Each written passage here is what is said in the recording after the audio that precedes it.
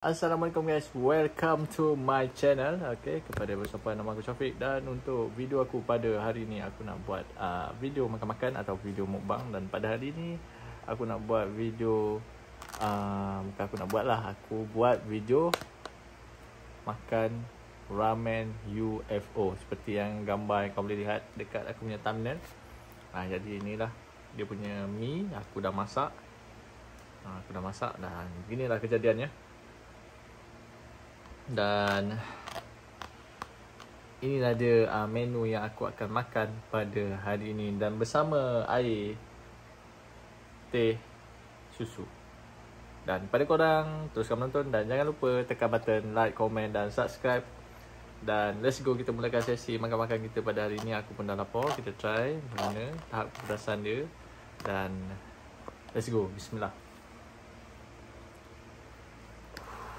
Pedas. Kita pun sedia maklum ni pun ramen. Memang confirm pedasnya. Kita try. Bismillah.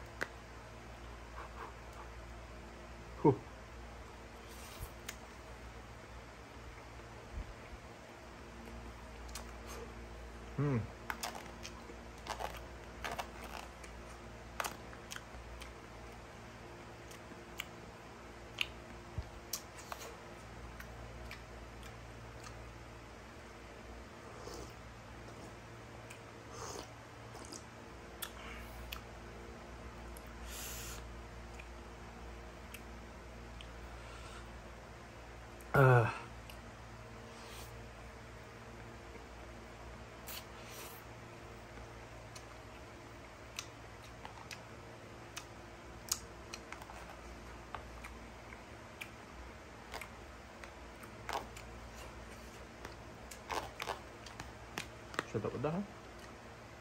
Belum ni aku makan pedas. Tak pedas.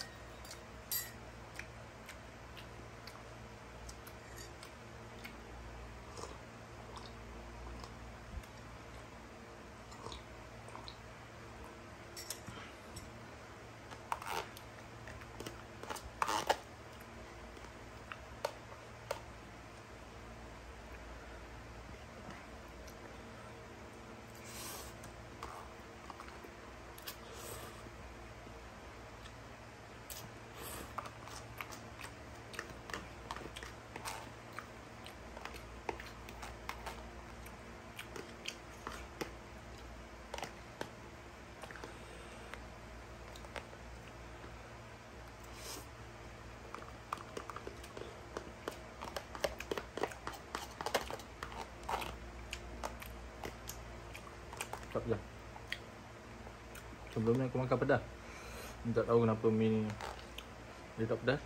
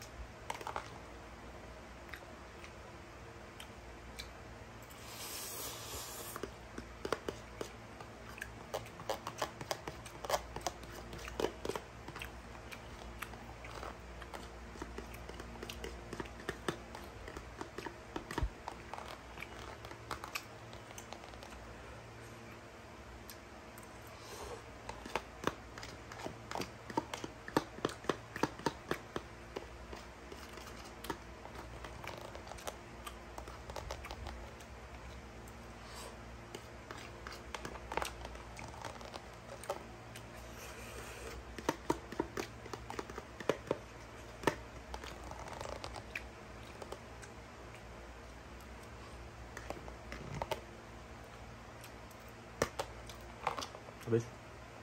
Untuk video aku pada hari ni, kepada korang, terima kasih banyak-banyak kerana menonton. Dan jangan lupa tekan button like, komen dan subscribe. Jumpa lagi di next video aku, Syafiq. Bye bye guys.